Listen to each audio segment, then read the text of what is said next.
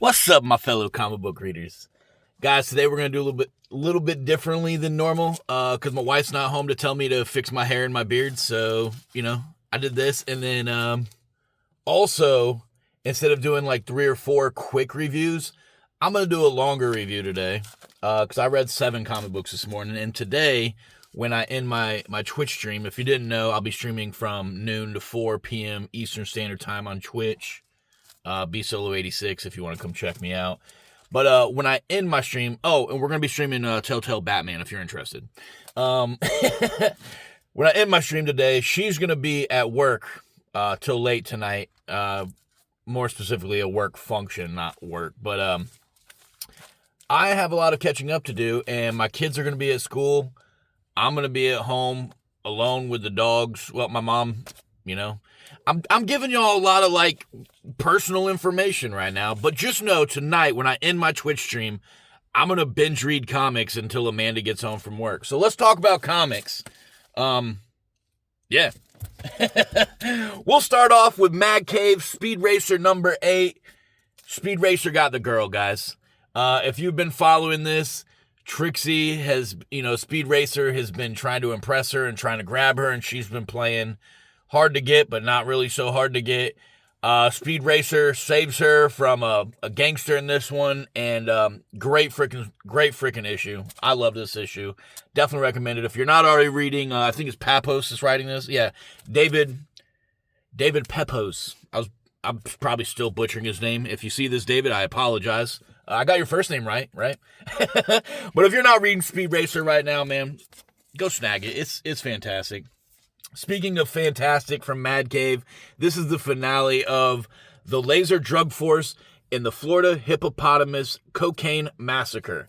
The story, the art, it's all just as crazy as the name is. And if you are looking for something that is absolutely ridiculous and hilarious and making fun of like 80s, 90s, early 2000s government and shoot 'em up stereotype movies, this is perfect. Dude, I literally laughed so many times reading all 4 of these issues.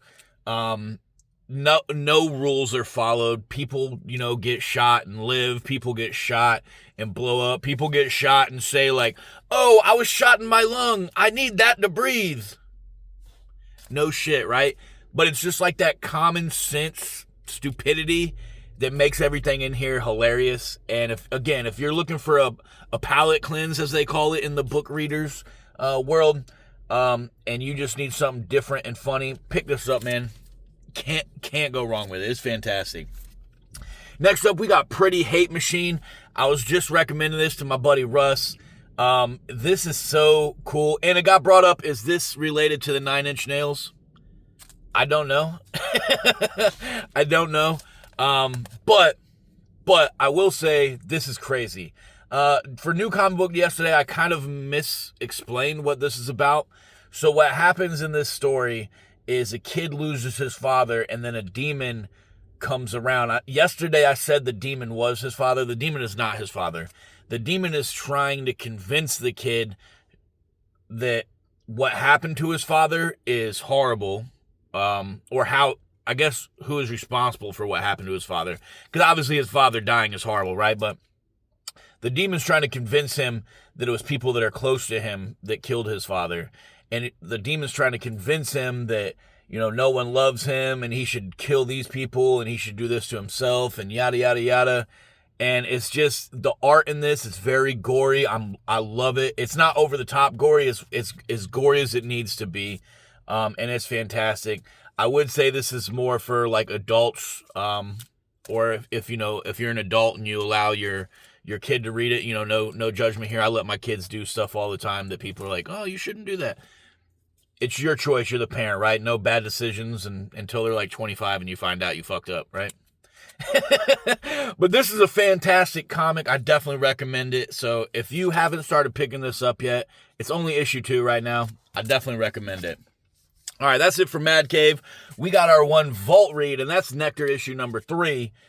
This story has been about what you see on the cover. Butterflies on bodies, because these butterflies bite people and make them go crazy and like fall apart. And that's kind of simplified of what's going on. There's a lot more to it, kind of. But in this, a main character is a religious fanatic, and he is convincing people in the town to remove the people that have been bitten by butterflies because the devil has possessed them, Bobby. It's fantastic. I'm absolutely loving this. I think there's only one more issue. I think there's only 4 issues coming out for Nectar. I wish it was longer, honestly, because I feel like they could drag this out a little bit. But at the same time, recently I've been complaining about short series that were really good short and felt like they dragged them on to stop being really great and turned into like maybe good. So maybe Nectar's making the right decision on this.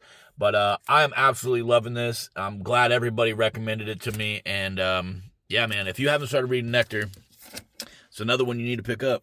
I'm going to say that about all of these. Honestly, all 7 books I'm going to tell you all about, if you're not reading them and you're looking to jump into indie, all of them are relatively short in the series. Like Speed Racer is the furthest one. Speed Racer 8, Florida Hippopotamus Cocaine Massacre number 4, Pretty Hate Machine 2, Nectar 3, Corpse Night 2. This is a story about a little girl who really loves her dad. Her dad dies and then comes back to life. But this takes place back when Joan d'Arc was doing the French Wars. I don't want to mess up. I'm horrible with history. I think like back in like the 1500s. Anyways, the dad comes back and he's like this death knight, a corpse knight. And the girl is trying to find Joan d'Arc because she thinks that Joan d'Arc will be able to explain or help her dad get back to normal, because Joan d'Arc is using the power of God to justify what she's doing and save, and the girl just thinks that Joan d'Arc's going to be able to save her. This is a very art-driven series. There's not a whole lot of words, which normally isn't my thing, but I think this story is simple enough to where the great art that is inside of this is good to carry the story, if that makes sense. Again, I like my stuff a little bit wordier. Like, I prefer my stuff a little bit more wordier than what's in this, but I am enjoying this, and I'm going to continue picking it up and enjoying it. Next up, we got Red Roots issue number 2. If you read issue 1 and you were like, okay, I need number 2 to clear it up, don't pick up number 2 to clear it up, because number 2 is just going to confuse you even more. But I'm confused in a good way. I am enjoying this. Number 2 did not pick up where 1 ended. Number 2 picked up in a new story with new confusing things, with common, like the heads are now talking inside of a bag, but the person or the thing dragging the heads and the 2 people that are being drugged, those are spoilers, but they're not spoilers because, again, I've read 2 issues and I'm happily confused. It's not one of those books where you read it and you're like, I hate this because I don't know what's going on. You know what I mean? Like, I've read a couple of those, not recently, but I've read a couple of those like last year, and I was like, I dropped them after issue 1 or dropped them after issue 3 or because I was just like, not for me, right? This is confusing in a good way. I am hoping that by like maybe issue 4 or 5, maybe 3 is a little bit more confusing again, right? But maybe by like 4 or 5, it starts explaining what's actually going on in this. I don't know how long this series is going to go on. So if it is a short series, then I need some explanations like next issue. But if it's not, I am enjoying this so far, so it can keep confusing me. And then last but not least, or maybe it is least, honestly, we got In Your Skin. This is a horror one. Again, I will say the beginning of this issue was kind of confusing to the point where I was like, whatever, I'll just keep reading it. And I got to the halfway point, and then it clicked that the girl that took over the actress's body was kind of telling her story of like what she would have done differently that day if she would have known that she was going to take over the body. But it kind of makes me think, like, is this real? Is she a human? Is she a monster? Like, what's going on in this? So a little bit of confusion in this one also, but I am enjoying it. Again, I will say this is a mature, some adult concepts and imagery in this. So definitely for the adult audience. But I am another issue that I'm really enjoying, and I'm going to be continuing to pick this up and read it because it's worth my time and attention. If you are looking for like a horror, where, you know, you see like the skin being ripped off. At one point, I'll tell you a scene in here, and this is kind of adult, so if you're not an adult, just go ahead and scroll to the next one, right?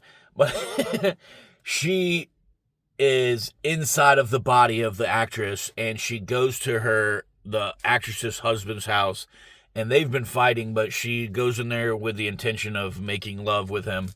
And while she's making love to him, she gets a little rough, and she starts like doing some crazy stuff to him, and he has to like smack her off of him. And when she comes back, the skin is like, you know, because she's wearing like a skin suit, the skin is like moved off to the side, and she's like, "Do you love me?" And it's like, I could imagine that being like in a TV show, and it would just be like, "Oh shit," you know what I mean? But that's what you're signing up for when you pick this up. So if you're into that kind of stuff, I would give this a shot. But yeah, guys, that's what I read today. And again, I'm going to be home alone tonight, so I'm going to be binge reading and trying to catch up. Probably going to be reading Marvel tonight. But yeah, In Your Skin 2, definitely. Red Roots 2, definitely. Corpse Night 2, definitely. Nectar, definitely. Pretty Hate Machine 2, probably. Definitely for me. Probably for some of y'all. Might have some, like, you know, trigger stuff in there. Florida Hippopotamus Cocaine Massacre, yes, definitely. And Speed Racer 8, definitely. This was a fantastic issue. But guys, again, Twitch TV, BSolo86, that's where I'll be from noon to 4 p.m. Eastern Standard Time today. And then afterwards, I'm going to go binge read some comics. I'm thinking Marvel right now, but that may change because I think it's called a mood reader. We'll see what I'm feeling later today. But yeah, I'll catch y'all around, man.